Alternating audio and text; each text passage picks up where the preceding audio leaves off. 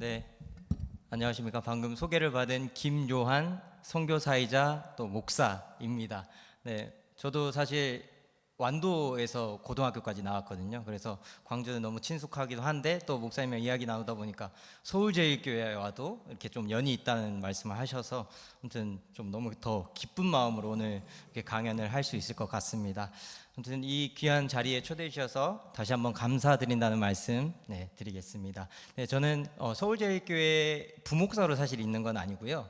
기장총회 파송 사회선교사로서 이제 서울제일교회에서 운영하고 있는 나아지구를 제가 맡아서 점장으로 이렇게 활동하고 있습니다. 그래서 점장으로 활동하고 있으면서 서울 지역에 있는 교회에 또 아니면 전국에 있는 교회에 제로웨이스트 샵을 확산하고 또 제로웨이스트 샵을 통해서 여러 생태 선교에 대해서 또 알리고 교육하는 그러한 활동을 제가 하고 있습니다. 그래서 보시면 제가 잘 많이 안 넘어가네요. 네, 되네요. 네, 보시면 뭐 여러 가지 역할을 맡고 있고 가장 중요한 것은 제로웨이스트 샵 나아지구 점장이라는 사실 기억하시면 되겠습니다. 자, 제가 강연 시작하기 전에 지금 식사하시고 많이 피곤하시잖아요. 그래서 잠 깰 겸 해서 제가 퀴즈를 하나 가져왔습니다. 자, 잠 깨실 겸 다 함께 읽어볼까요? 전 세계 탄소 배출량을 토대로 지구 평균 기온이 산업화 이전보다 1.5도씨까지 오르기까지 남은 시간을 나타내는 시계의 이름은 무엇일까요? 자, 혹시 아시는 분 계실까요? 아까 제가 강연 제목을 이제 띄워드렸는데 그거랑 많이 관련이 있습니다. 네, 맞습니다. 정답입니다. 원래 알고 계셨나요? 아, 네, 잘 알고 계시군요. 네. 이렇게 기후위기시계 이렇게 생겼습니다. 클라이메이트 클락이라고 해서요. 독일의 기후변화 연구소라고 하는 곳에서 전 세계 탄소 배출량을 조사를 해서 이제 지구 평균 기온이 산업화 이전으로부터 몇 도씨까지 1.5도씨까지 오르는데 남은 시간을 나타내는 시계입니다. 지금 5년하고 312일 이렇게 남아 있지만 저건 옛날에 찍은 사진이라서 그렇고요. 현재는 4년 하고 이제 며칠 남은 것으로 제가 최근에는 이렇게 확인을 했습니다. 네, 우리가 살아가고 있는 이 기후위기의 현실, 오늘도 절실히 느끼고 계시리라 믿습니다. 저도 지금 한 30분 거리에서 오는데 땀을 그냥 팥죽같이 흘리면서 왔어요. 그래서 너무너무 더워서 정말 살기 힘든 그러한 상황인데요. 과거에는 우리가 지구 온난화 이야기를 많이 했었습니다. 그래서 지구 온난화로 기후 변화가 많이 일어나고 있다 정도로만 그렇게 인지를 했는데 사실 현재는 기후 위기를 넘어서 기후 비상사태, 정말 지금 뭔가를 하지 않으면 큰일 난다, 정말 위기의 상황이라고 얘기를 하고 있습니다. 네, 그래서 보면 안토니오 구테우스 유엔 사무총장은 이러한 얘기를 했습니다. 지구 온난화 시대는 이제 끝이 났고 지구 열대화의 시대가 도래했다. 영어로 보면 조금 더 그 의미가 다가오실 텐데요. 열대화 옆에 보시면 글로벌 보일링이라고 되어 있습니다. 말 그대로 지구가 끓고 있다라는 얘기를 하는 겁니다. 그만큼 아주 심각한 비상사태라는 것을 저희는 알 수 있습니다. 또 그 밑에 보시면 2024년 6월 5일 세계 환경의 날에서 환경의 날 특별 연설에서 이 총장님 또 이렇게 말씀하셨습니다. 우리는 지구를 향한 러시안 룰렛을 하고 있다. 러시안 룰렛이 뭔지 알고 계시죠? 그 권총에다가 이제 총알 한 발 넣고 이렇게 해서 거의 이제 확률 싸움으로 해서 갑작스럽게 총알이 날아가서 즉사하게 되는, 그러니까 그러한 지금 상황이 있다는 겁니다. 점점 서서히 어떤 변화가 나타나는 게 아니라 갑자기 아무 변화가 없다가 크게 어떠한 영향을 받게 되는 그러한 상황 속에 우리는 살고 있다라는 것입니다.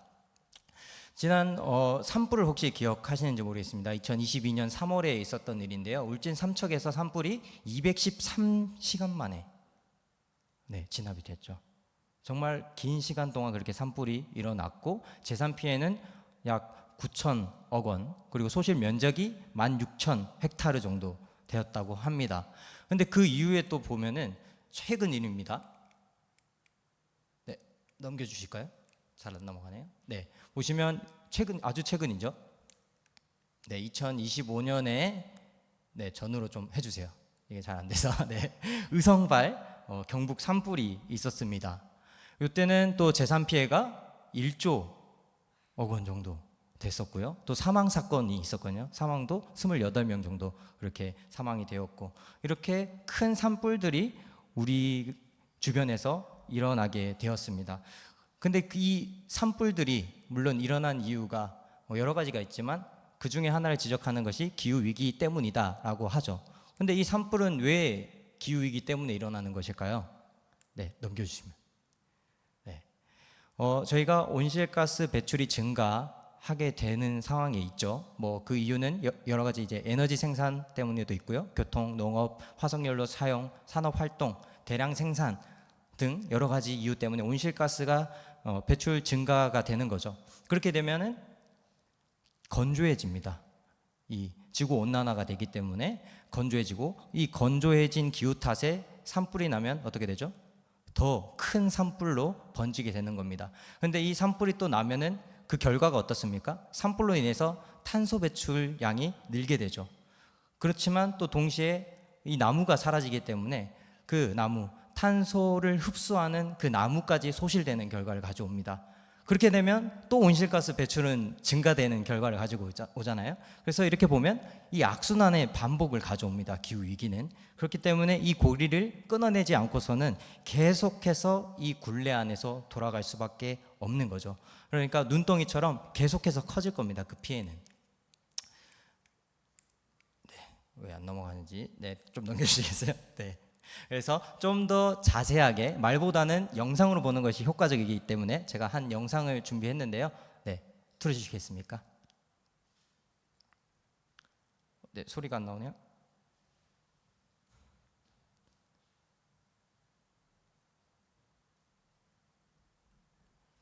네, 일단 자막 보시면 됩니다.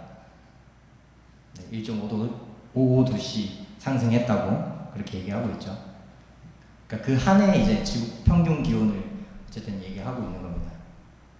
네, 소리가 안 나올까요?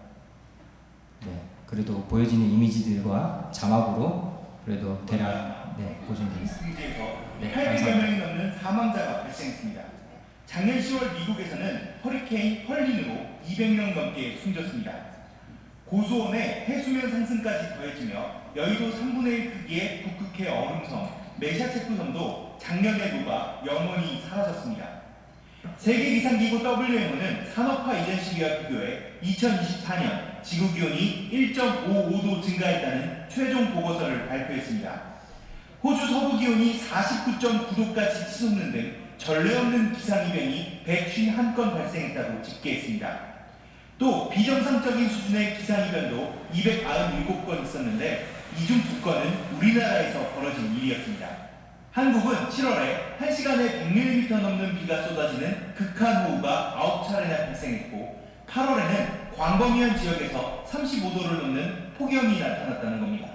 다만 WMO는 지난해 동태평양 바닷물 온도가 상승하는 현상인 엘니뇨 영향도 있었다며 1.5도 상승은 일단 일시적인 거라고 판단했습니다.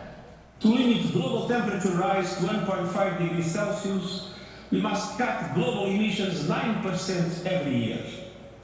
By 2030, they must be down 43% on 2019 levels. 하지만 문제는 작년 이산화탄소 배출량 추정치가 416억 톤으로 역대 최고치라는 겁니다. 또 올해는 동태평양 바닷물이 차가워져 기온이 낮아지는 라니냐 시기임에도 1월 기온이 역대 최고치, 2월도 역대 3위를 기록하고 있습니다. 전문가들은 강력한 탄소 감축 없이는 수년 이내에 1.5도 제한선을 영구적으로 넘을 수도 있다고 경고합니다. SBS 정구희입니다. 네, 넘겨주시면 감사하겠습니다. 네, 그래서 이렇듯 여러 가지 문제가 우리나라뿐만 아니라 전 세계적으로 기후위기로 여러 가지 문제가 발생하고 있습니다. 그래서 기후위기가 정확하게 우리의 삶에 어떠한 영향을 미치는지에 대해서 제가 10가지로 준비를 했습니다. 첫 번째는 먹거리와 농업의 문제입니다. 아까 계속해서 말씀드렸다시피 이제 적당이라는 건 없습니다. 매우 덥거나 매우 춥거나 비도 매우 많이 오거나 눈도 매우 많이 오거나 아예 오지 않거나, 계속 그렇게 극단적인 기후들이 저희를 괴롭히고 또 문제를 발생하게 되는 거죠. 그래서 농업의 경우에도 아마 농사를 지어보신 분들은 아실 겁니다. 농사는 누가 짓는다고 얘기하죠? 보통 하늘이 짓는다고 얘기하죠. 이유가 뭡니까? 그만큼 날이 중요하기 때문에 그렇습니다. 적당량의 햇빛이 있어야 되고 적당량의 강수량이 있어야만이 농사가 지어지기 때문입니다. 그렇지만 계속된 이런 극한의 어떤 날씨들 때문에 농업이 그러면 어떻게 될까요? 네, 잘 지어지지 않겠죠. 물론 뭐 비닐하우스라든지 여러 어떤 대안들도 있지만 궁극적으로 사실 그게 이 기후 문제를 해결할 수는 없다라고 그렇게 생각하시면 되겠습니다. 그래서 우리나라에 지금 과일 하나가 이제 나중에는 재배할 수 없다라고 얘기를 하는데 혹시 알고 계세요? 힌트는 빨간색입니다. 빨간색 사과 두 글자.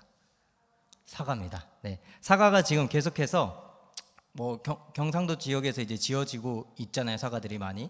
그렇지만 이제 날이 계속 더워지면서 북상하고 있다라고 얘기를 합니다. 그래서 나중에 되면 우리나라에서는 사과를 재배할 수 없게 되고 결국에 우리는 사과를 비싸게 사게 될 겁니다. 네, 그러한 결과를 가져오고요. 또 수자원과 물 공급에도 문제가 생기는데요. 적당한 그 물들이 이렇게 모아져야 그것을 또 수자원으로 사용하게 되는데 갑작스러운 폭우나 이런 것들로 인해서는 그러한 수자원을 공급하는 일도 좀 어려움이 생기기도 합니다. 특히 3번이 가장 또 크게 다가오실 텐데요. 여기도 보시면 좀 나이 드신 분들 많으시죠? 이 건강에 문제가 많이 발생합니다. 특히 아마 최근에 기사를 보신 분들은 아실 겁니다. 광주에서 이제 그 에어컨 설치 기사님 사망 사건 기억하시죠? 아주 최근 사건인데요. 심지어 그분은 나이가 많으신 분들도 아니었어요. 젊은 청년이었는데 에어컨 수리하는 과정 속에 갑자기 이렇게 열사병으로 죽는 그러한 사고가 있긴 했습니다. 물론 방치되는 그러한 문제는 있었긴 했지만 시작점은 어쨌든 이 기후 위기가 크게 이렇게 연관이 많이 되어 있는 것이라고 그렇게 보시면 되겠습니다. 그리고 주거와 재난의 문제가 있습니다. 최근에 이제 서울에서도 그런 일을 접했던 게 있는데요. 그 장애인 가족이 이제 반지하에 살다가 다 같이 이렇게 죽음을 맞이했던 그 사건들 아마 뉴스를 통해서 보셨을 텐데요. 그러니까 이 반지하에 살고 있던 사람들의 피해가 또 많이 위협을 받게 되는 것이고요. 또 그 외에도 이제 서울과 이 부산 등 그 도심에도 이게 지형적으로 이렇게 좀 무파인 곳들이 많이 있어요. 그쪽은 물이 갑작스럽게 폭우가 많이 쏟아지면 침수되는 그러한 사례들이 아주 많이 일어나고 있습니다. 그래서 우리의 주거를 또 위협하는 그런 상황을 가져오기도 하고요. 그리고 다섯 번째는 에너지 소비의 문제이기도 합니다. 아까 그 뉴스를 보면은 아시다시피 탄소 배출량이 어떻게 돼가고 있죠? 네, 계속해서 증가하고 있습니다. 그 이유 중에 하나는 뭘까요? 계속 더워지니까요. 더워지면 그만큼 더 많이 에어컨을 쓰게 되고 또 추울 때면 난방을 많이 떼게 되고 그렇게 되면 결국에 에너지 소비량은 증가합니다. 에너지 소비량이 증가하면 에너지 사용하는 값은 어떻게 될까요? 또 증가하게 됩니다. 그래서 일반 서민들의 삶은 더 궁핍해지게 되는 그러한 결과를 가져온다는 것이죠. 네, 그다음 넘겨주시면 경제 활동과 노동의 문제입니다. 물론 아까 이제 제가 건강의 부분에 대해서 말씀드리긴 했지만, 그러니까 그 5개 노동자분들에게 이 기후 위기는 더욱더 취약하게 또 강하게 그렇게 작용한다라는 거 말씀드릴 수 있겠고요. 그리고 사실 이제 석탄 발전소를 그렇게 되면은 폐지를 해야 된다, 중지를 시켜야 된다. 그런 얘기를 많이 하잖아요. 근데 중요한 거는 또 이게 문제가 있는 게 석탄 발전소에서 일하고 있는 노동자분들이 계시잖아요. 그분들은 다 직업을 잃게 되는 부분인데 이걸 또 어떻게 해결해야 될지에 대한 또 여러 가지 과제도 있기는 합니다.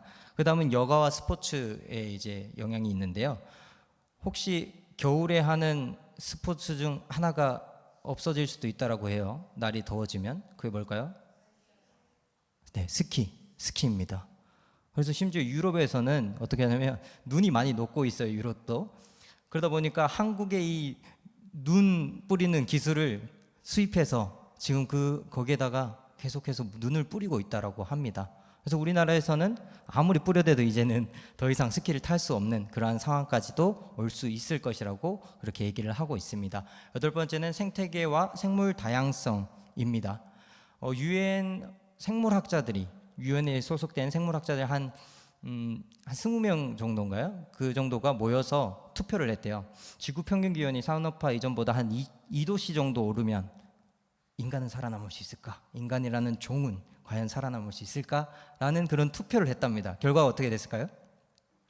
네, 인간은 생존할 수 없을 것이다 라고 과학자들이 그렇게 얘기를 했다라고 하는 겁니다. 사실 저는 그걸 듣고 상당히 충격적이었거든요.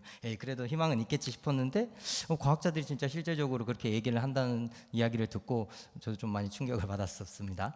아홉 번째가 사실 가장 큰 문제인데요. 사회적 불평등의 문제입니다. 이 기후 위기는 누구에게 더 강하게 작용할까요? 바로 약자들입니다. 아까 말씀드렸다시피 그런 장애인들, 그리고 또 여성도 해당되기도 하고요. 그리고 뭐 아동도 그렇고 노인분들도 그렇게 얘기할 수 있겠습니다. 그리고 이제 뭐 반지하에 살 수밖에 없는 그런 취약계층들, 네, 그렇게 사회적 약자들에게 더 기후 위기는 크게 작용한다라는 거 말씀드립니다. 그리고 마지막은 문화의 전통의 문제인데요. 사실 지역별로 뭐 사과 축제라든지 뭐 고구마 축제라든지 이런 여러 가지 농산물, 특산물 그런 축제들이 있잖아요. 그런 것 또한 아까 말씀드렸던 그런 농사의 문제 때문에 이제는 그 지역의 어떤 축제도 제대로 그렇게 즐길 수 없게 되는 그런 문제도 발생하게 됩니다. 서울의 경우에도 보면은 벚꽃 여의도 축제 그런 것도 갑자기 날이 너무 더워져서 개화 시기가 빨라지기도 하고 느려지기도 막 가끔 하기 때문에 제때 그 축제를 열지 못하는 그러한 상황들을 많이 가져올 수 있다라는 거죠. 네, 넘겨주시면. 네, 이 표를 보시면은 검정색으로 될수록 돈을 많이 버는 1인당 이제 소득이 높은 계층을 이제 의미하거든요. 그래서 녹색이 될수록 빈곤층 그렇게 뜻하는데 보시면은 회색에서 저 사람 그림 있죠.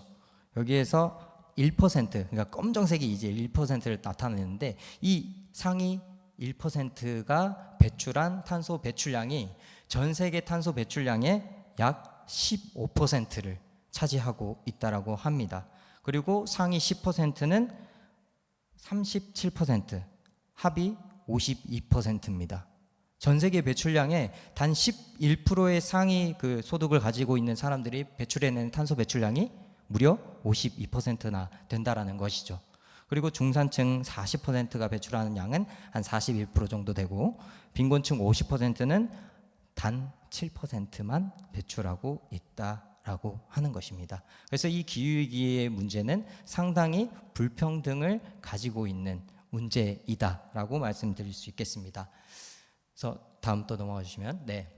그래서 현재와 미래 세대가 경험할 세상은 지금의 선택에 달려 있다라고 얘기를 많이 합니다.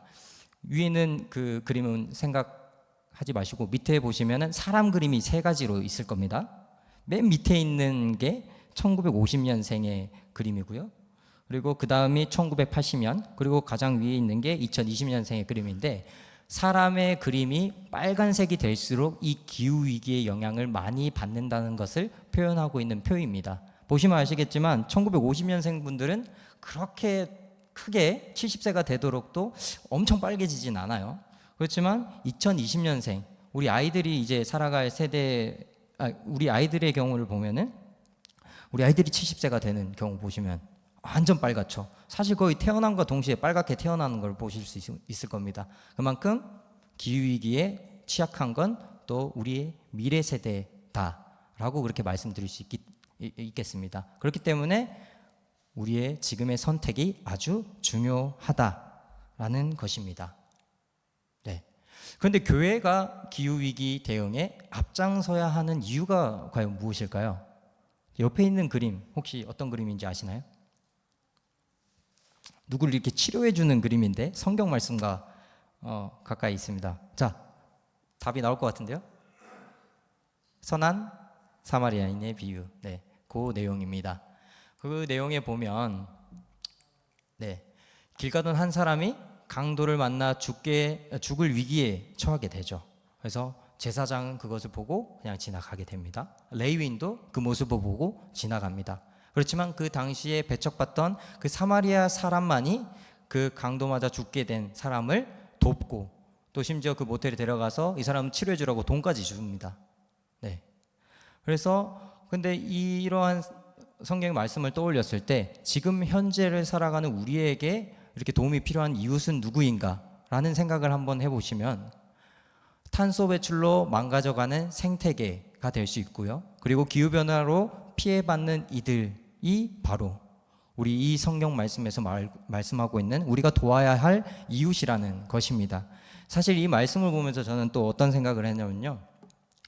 지금 인물이 4명의 인물이 나오죠. 강도, 제사장, 레위인, 사마리아 사람이 나옵니다. 과연 나는 이 4인물 중에 어떤 위치에 있을까? 어떤 위치에 있다고 생각합니까? 네, 저는 그렇게 생각했거든요. 강도구나 내가. 네? 그 이웃, 쓰러져가는 이웃은, 그러니까 내가 해친 이웃은 이 생태계고 그 기후변화로 인해서 아픔을 겪고 있는, 생명의 위협을 받고 있는 우리의 기후 약자들이구나 라는 그런 생각을 했습니다.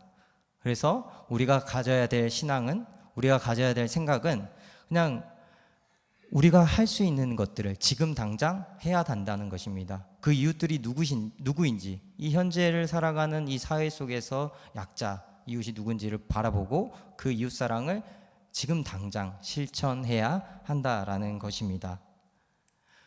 사실 이거는 제가 그냥 주장하는 게 아니에요. 이 시대 트렌드가 그렇습니다. 트렌드 코리아 2025년이라는 책을 이제 2050 책을 아실 건데요. 여기서 보면은 그 소비 트렌드를 전망하는 10가지의 키워드를 제시합니다. 근데 여기에서 한 가지가 바로 오른쪽에 보이는 기후 감수성이었습니다. 이제 앞으로 이 사회를 살아가기 위해서는 이 기후 감수성이 없으면 안 된다라고 할 만큼 아주 기후 문제가 중요하게 대두되고 있다라는 것을 보여주고 있습니다. 그래서 기후변화 문제는 언젠가 그냥 다가올 그러한 미래가 아니라 당장 지금 당장 해결해야 될 현존하는 위험이라고 그렇게 경고하고 있습니다.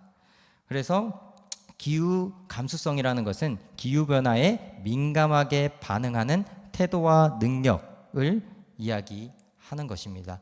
그렇지만 우리는 또 신앙인으로서 이 기후 감수성을 어떻게 생각해야 될까라는 그런 고민을 했을 때는 하나님의 자녀로 부름받은 우리들은 이러한 기후 감수성을 창조 감수성으로 바꾸어서 기후변화로 인해서 파괴되고 또 죽어가는 하나님의 창조 세계와 이웃들에 대해서 민감하게 반응하고 또 행동해야 한다는 것입니다.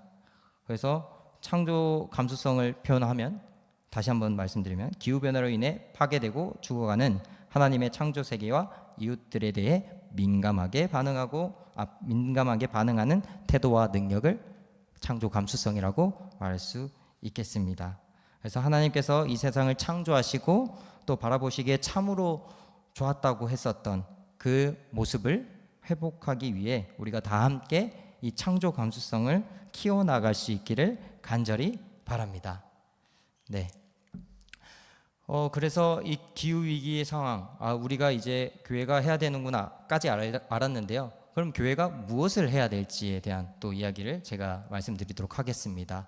그래서 기후 위기 시대에 교회가 해야 될 일, 첫 번째는, 물론 꼭 녹색 교회가 되지 않더라도 뭐 다른 일들을 열심히 하는 교회도 있긴 있지만, 첫 번째 행동은 녹색 교회 되기라고 그렇게 말씀드릴 수 있겠습니다. 근데 녹색 교회가 뭐야라고 이렇게 말씀하시는 분들이 계실 텐데요. 녹색 교회란 예배, 교육, 봉사, 선교, 조직 등 교회 전반에서 이런 생태 정의 실현을 통해 창조 세계를 보존하는 일에 앞장서는 교회라고 할 수 있겠습니다. 서울제일교회는 2018년에 전국에서 70번째로 녹색교회로 이제 선정되어서 활동하고 있는데요. 지금 현재는 총 146개 교회가 녹색교회로 임명을 받았습니다. 네, 최근에 2025년 5월에는 16개의 신규 교회가 임명되었고요. 146개의 교회는 그 아래 16개를 포함한 숫자입니다. 네, 다시 전으로. 근데 이 녹색교회는 그럼 누가 임명하냐 이렇게 말씀하실 텐데요. 한국기독교교회협의회와 또 생명문화위원회와 또 기독교환경운동연대라고 에큐메니컬 단체가 있습니다. 이런 생태환경운동을 위해서. 그래서 그러한 3개 단체가 2006년부터 매년 환경주일에 맞추어 선정하고 시상하고 있습니다. 그렇지만 여전히 이 녹색교회는 많이 부족한데요.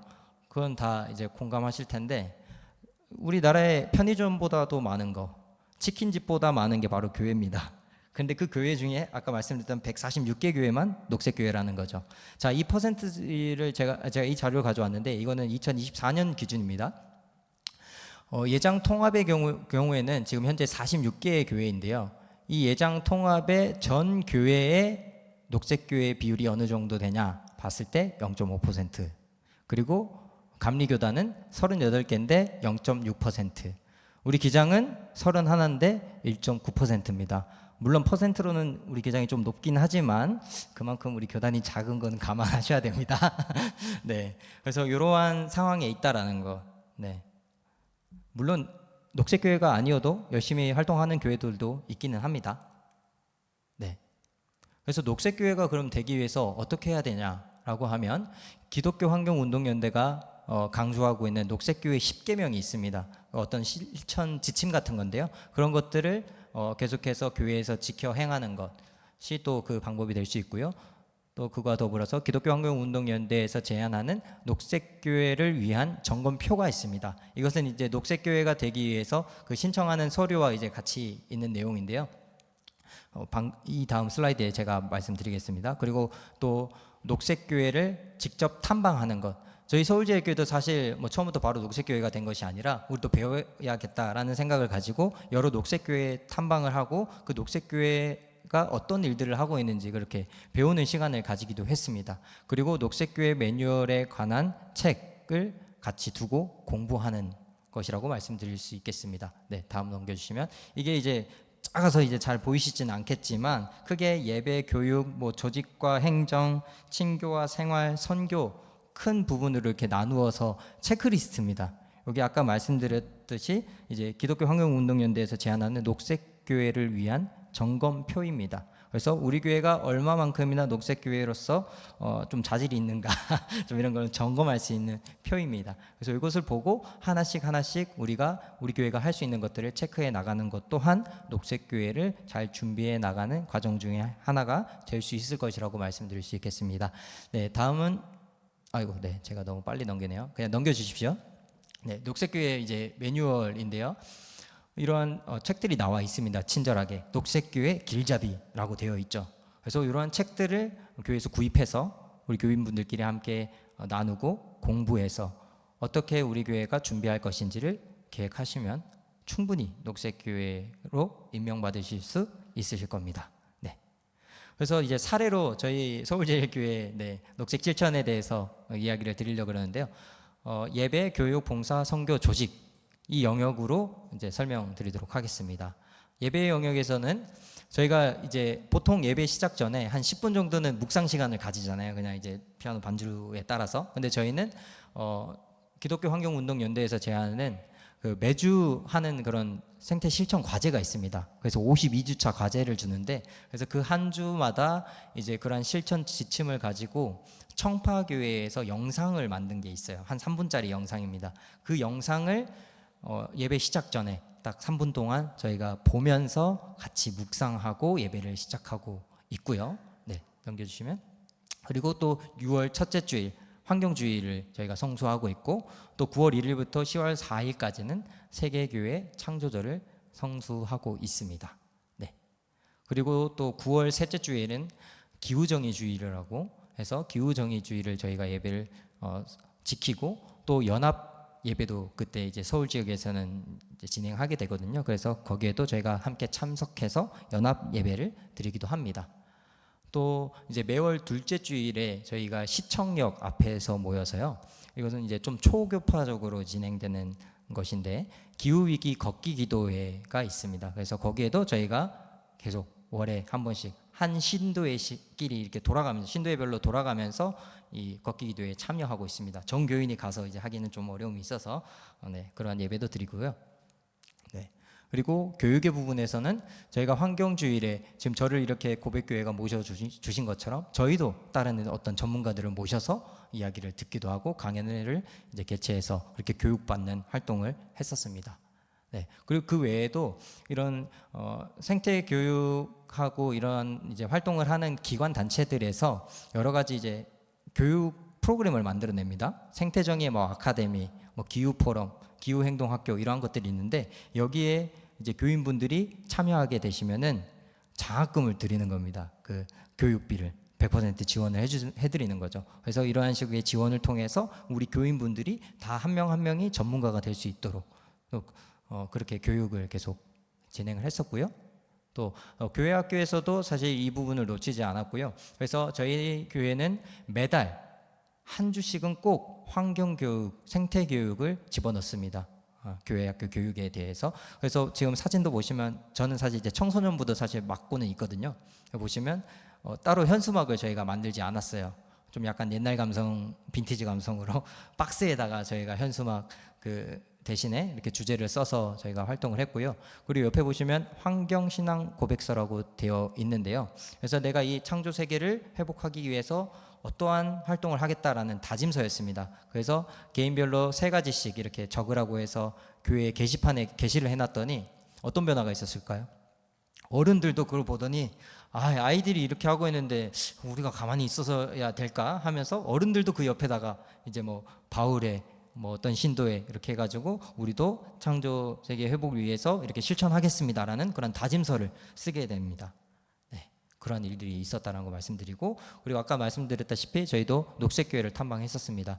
왼쪽부터 보면은 이제 청주에 있는 교회들 저희가 방문했는데요. 다리 놓는 교회, 성결교단 교회고, 가운데가 그 저희 기장교회인데 청주 광림교회라고 정대희 목사님이 이제 심호하는 곳입니다. 그리고 맨 끝에가 쌍샘자연교회, 여기 예장통합교회입니다. 그래서 이런 여러 가지 교회를 저희가 탐방을 했었고요. 또 넘어가 주시면, 그리고 월 1회, 물론 지금 계속 월 1회 하고 있지는 않지만 한창 이제 할 때는 월 1회 업사이클링 원데이 클래스 교육을 했었습니다. 이것은 이제 제가 운영하고 있는 이 나아지구, 제로웨이샵 나아지구를 통해서 여러 가지 활동을 계속 했었고요. 그리고 교회 안에서 사실 그냥 뭐 목사님의 설교도 설교였지만 수요 성경 공부를 저희는 이제 하는데, 그 수요 성경 공부 책을, 이런 생태 선교 관련된 책을 선정을 해서 저희가 함께 공부하기도 했습니다. 그린 엑소더스라고 아까 말씀드렸던 기독교 환경운동연대 사무총장으로 계셨던 이진영 목사님이 지으셨던 책이 있습니다.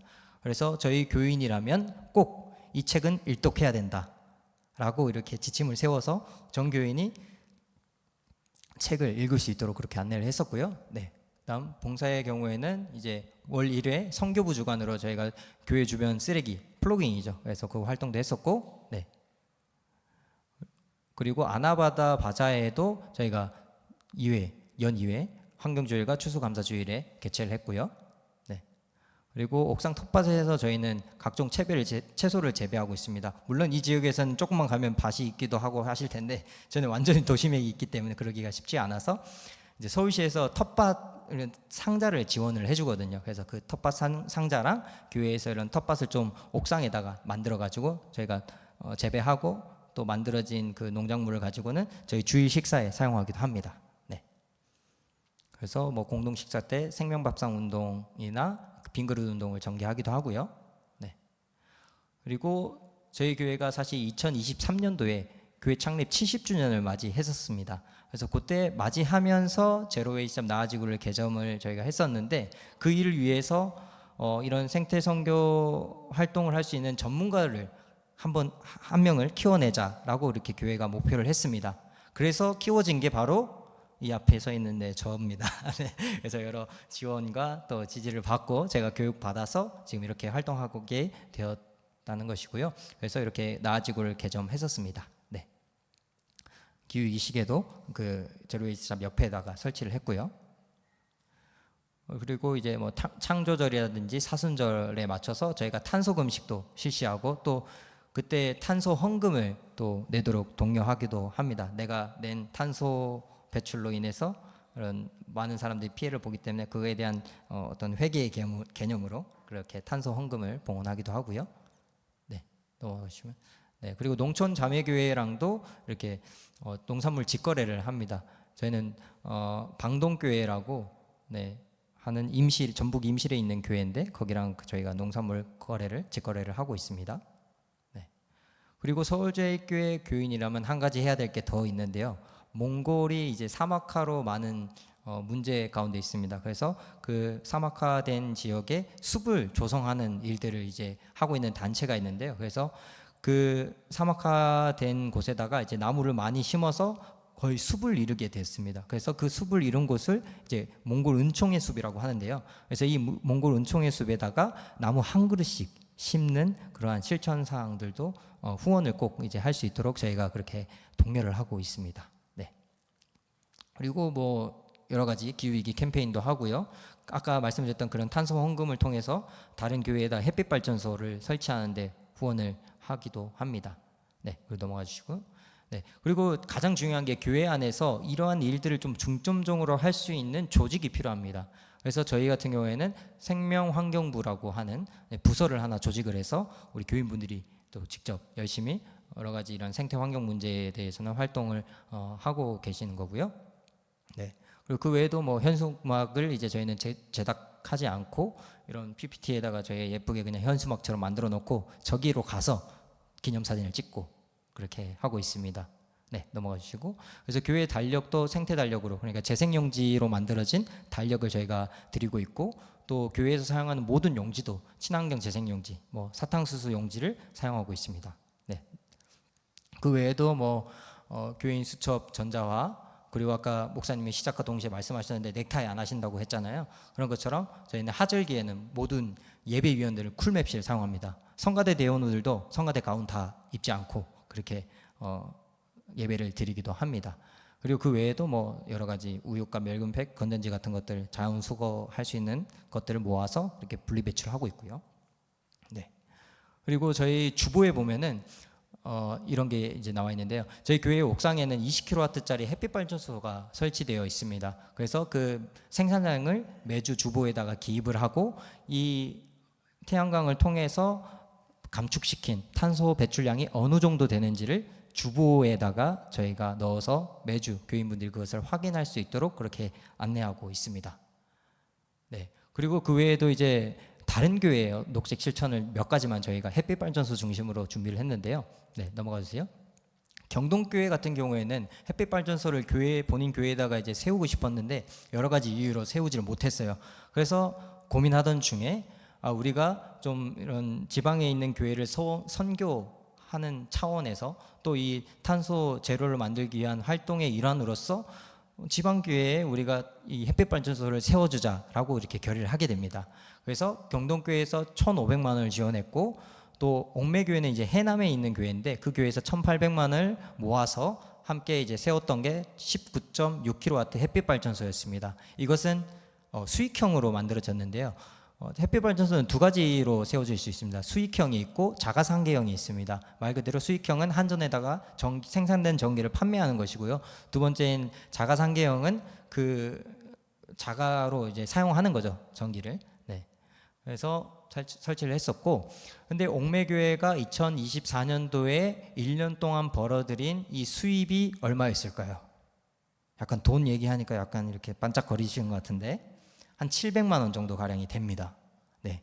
그래서 700만 원보다는 조금 더 되는데요. 그래서 그 햇빛 발전소로 얻은 그 수익금을 가지고 또 해남 지역에 있는 청신교회라고 하는 미자립 교회를 지원하게 됩니다. 3.5kW의 자가상계형을 이제 설치해 드렸는데요. 사실 아시다시피 시골 교회에는 그러한 전기요금 조금 충당해 주는 것만으로도 아주 좋거든요. 힘이 나기도 하고, 왜냐면 이제 저도 그 교회를 경험해봤기 때문에. 그런데 아무튼 그러한 역할을 했고, 또 경동교회에서는 두 번째 햇빛 선교를 하게 됩니다. 아까 이제 그 발생된 옥매교회에서 남은 그 수익금이 일부가 좀 있었어요. 그래서 그 수익금 일부랑 또 경동교회에서 추가로 200만 원을 지원합니다. 그래서 그 비용들을 합쳐가지고 또 옥매교회에 아동센터가 있는데 그 아동센터 위에다가 7kW 자가상계형의 햇빛 발전소를 설치하게 됩니다. 그래서 요 이제 발생된 전기는 교회랑 사택에서 사용하게 되는 거고요.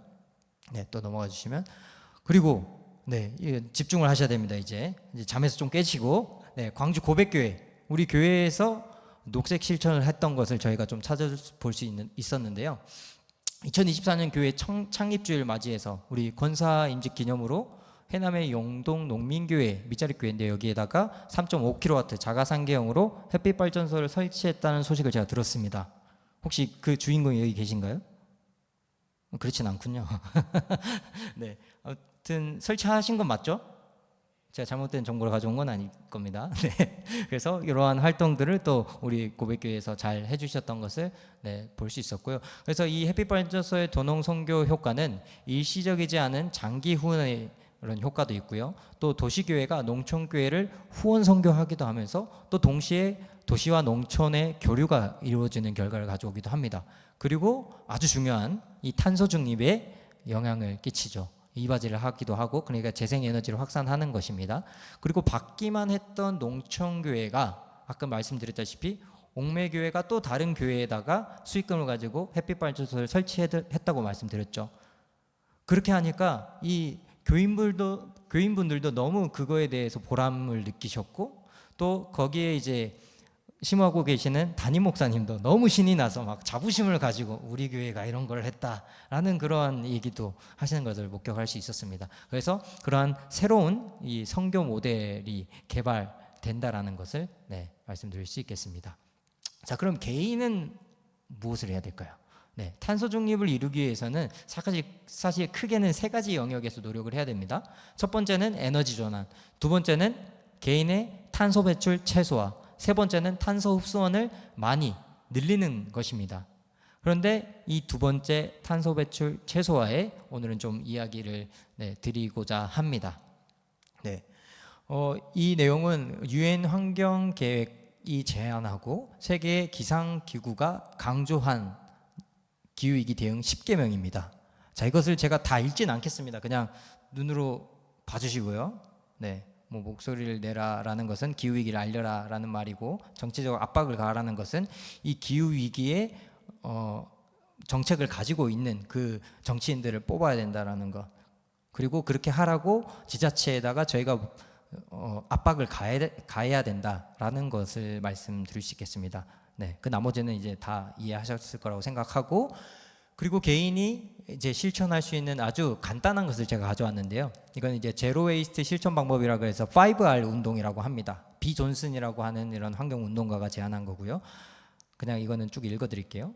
거절합니다. refuse, 그리고 reduce, 줄인다는 것이고요. reuse, 다시 씁니다. 그리고 recycle, 재활용하는 것이고, rot, 썩힌다는 얘기죠. 그러니까 거절한다는 것은 뭘 거절하는 걸까요? 나에게 필요 없는 것은 과감하게 거절하라는 말입니다. 줄인다는 것도 꼭 필요한 물건만 구입한다는 것이고요. 다시 쓴다는 것은 다회용 물건을 사용한다는 것이고, 재활용은 뭐 아시다시피 분리배출을 올바르게 하고, 또 재활용이 이제 용이한, 그러니까 잘 될 수 있는 그런 물품들을 구매해서 사용한다는 거고, 썩힌다는 것은 이제 자연 분해되는 그러한 제품들을 저희가 되도록이면 사용하고 음식물 쓰레기 배출을 하자는 그러한 의미를 담고 있습니다.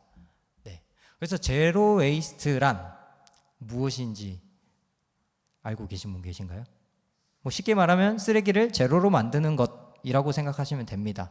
그렇지만 이 단순히 쓰레기를 줄이는 것을 넘어서 자원순환의 전환적 삶의 방식을 추구하는 것이 바로 제로 웨이스트라고 말씀드릴 수 있겠습니다. 그래서 폐기물이 나오지 않는 구조를 만들고 자연의 순환을 회복하는 삶을 지향하는 것이 바로 제로 웨이스트적 삶이라고 말씀드릴 수 있겠습니다. 넘어가 주시고요. 근데 제로 웨이스트가 진짜 효과가 있을까? 내 개인이 조금 뭐 바꾼다고 해서 효과가 있을까라고 생각하실 수 있겠는데요.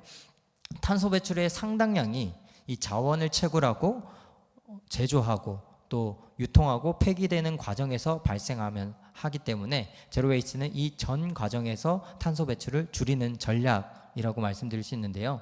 유엔 환경계획에서는 전 세계 온실가스 배출량의 45% 이상이 제품 생산과 소비 과정에서 발생한다라고 얘기했습니다.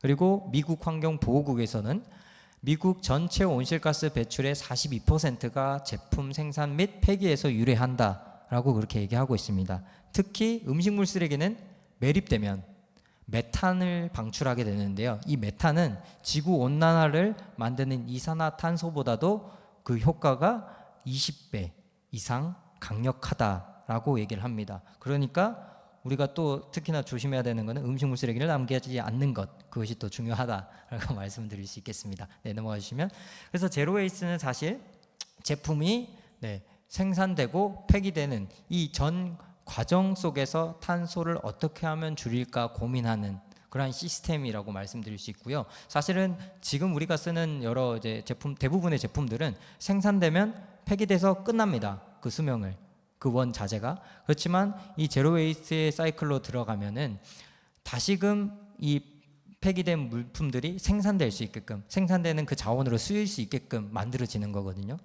그렇기 때문에 이 제로 웨이스트는 이러한 어떤 자원의 순환의 역할을 한다라고 그렇게 생각하시면 되겠습니다. 네.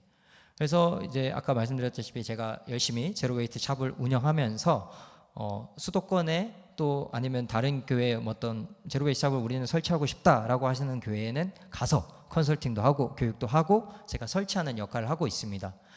지금 서울제일교회라고 써져 있는 거 있죠. 책장 2개 놓고 저희도 사실은 2022년도 부활절에 오픈을 했었습니다. 조그맣게 이제 이렇게 운영했었고요. 가운데 보시면 봉원교회라고 있는데 예장교회인데 이 봉원교회를 사실 저희가 설치하기 전에 가서 구경을 하고 이렇게 해야 되겠구나 배운 다음에 가서 설치한 게 저 책장 2개 놓고 만든 제로 웨이스트 샵이었습니다. 그리고 경동교회도 저렇게 식당 한 켠에 책장 2개 정도 놓고 실천하고 있고요. 네, 넘어가 주시고.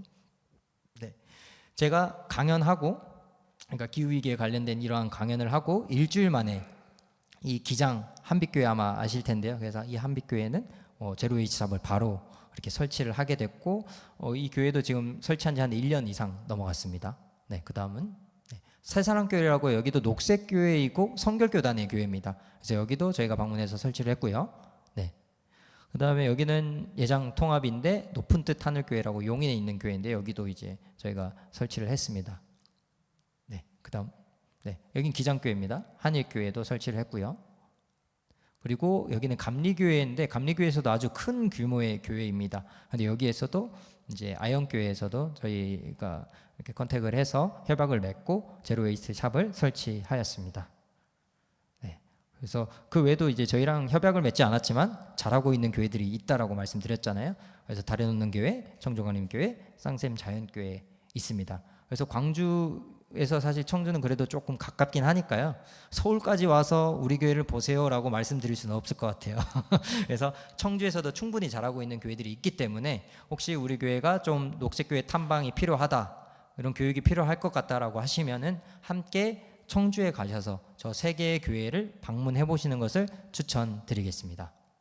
네, 그래서 제로 웨이스트는 결국 하나님의 창조 세계를 회복시키는 일이면서 동시에 기후위기로 고통받는 우리의 이웃들, 그리고 동식물, 기후 난민들을 살리는 길이라는 것입니다. 그래서 더불어 기후위기의 직접적인 원인인 이 과잉 소비와 폐기 구조를 거스르는 실천이자 시대적 사명을 가져야 하는 교회 공동체가 기후위기에 책임 있게 대응하는 일상적인 방법입니다.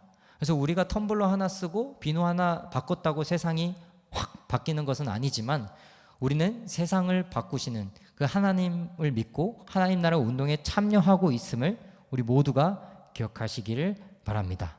네, 마지막으로는 이 광주 고백교회가 생태선교에 힘써야 되는 이유를 제가 한 가지 가져왔습니다. 자, 이거 보시면 뭐가 떠오르시나요? 혹시 나는 안다, 담임 목사님 빼고 아시나요? 이게 뭔지 아세요 혹시?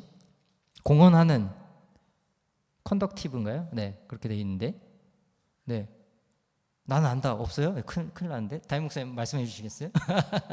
네, 네, 우리 광주 고백교회의 5가지 비전 중에 하나입니다. 네, 넘겨줘 보세요. 네, 광주 고백교회는 하나님이 지으신 창조 세계 속에서 청지기로 살아갈 사명이 있음을 깨닫고 환경을 보존하고 지켜나가는 생명의 공동체가 될 것임을 고백합니다 라고 광주 고백교회 홈페이지에 신앙선언으로 되어 있습니다. 여러분 다 알고 계셨죠? 네, 잠깐 잊어버리신 거잖아요. 네, 그럴 것이라고 믿고 꼭 기억하시고 우리가 이러한 시대적 사명을 갖고 있는 교회다라는 것을 고백하면서 실천하는 우리 모두가 되기를 바랍니다. 네, 마지막 잘 보이시나요? 저 위에 있는 말씀 2구절 함께 읽어보겠습니다. 피조물은 하나님의 자녀들이 나타나기를 간절히 기다리고 있다. 하나님께서는 아무도 멸망하지 않고 모두 회개하는 데에 이르기를 바라십니다. 아멘. 네. 네, 기후위기 시대에 이 창조세계 회복의 희망은 홀로 가지는 것이 아니라 함께 만드는 것이며, 살아남는 게 희망이 아니라 함께 하는 게 희망이라는 사실을 저희가 생각하면서 우리가 변하면 세상도 세계도 변할 수 있다라는 믿음을 가지고 함께 이 생태 선교에 동참해 주시기를 간절히 바랍니다. 이상입니다. 네.